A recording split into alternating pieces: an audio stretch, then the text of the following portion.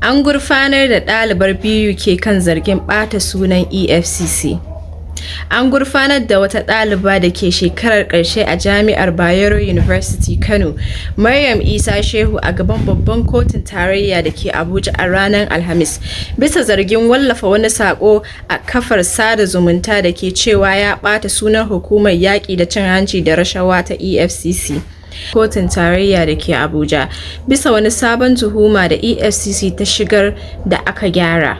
Hukumar ta zarge ta da cewa a ranar 21 ga Yuni 2026 ta yi amfani da asusunta na Instagram @Maryam Shehu wajen wallafa wani sako da ke zargin cewa jami'an EFCC sun laƙada ma wani mutumi mai suna Ahmad Usman duka bisa umarnin wani daraktan shiyya da ake zargin ya karɓi naira miliyan 20 daga wani mutum mai suna Usman Iya Abbas.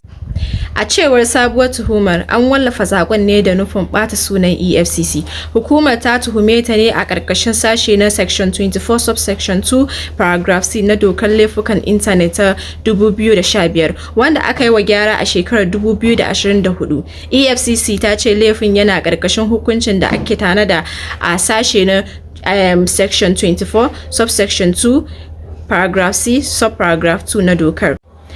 A zaman kotu na ranar Alhamis, lauyanta barista Chiemela Ozioma Amalaha ya nemi kotu ta saurari bukatan belinta.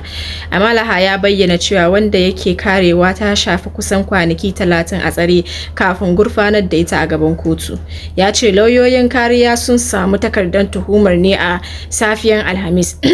Sa'annan suka shigar da bukatar beli, wanda kuma aka miƙa wa masu gabatar da ƙara. Sai dai masu gabatar da ƙaran sun ki amincewa da saurari bukatan belin a wannan ranar.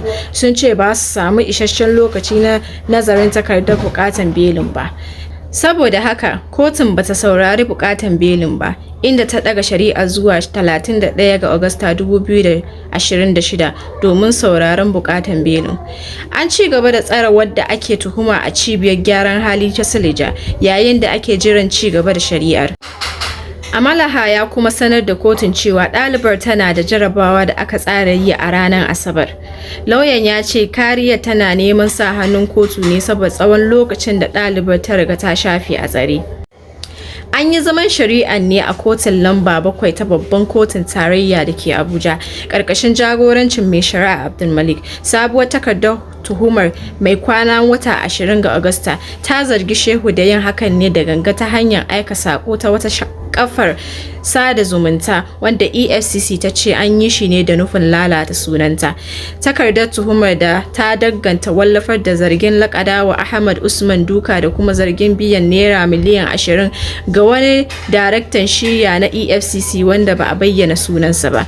Yanzu an ɗaga shari'a zuwa 31 ga Agusta domin sauraron buƙatar belin wanda ake tuhuma.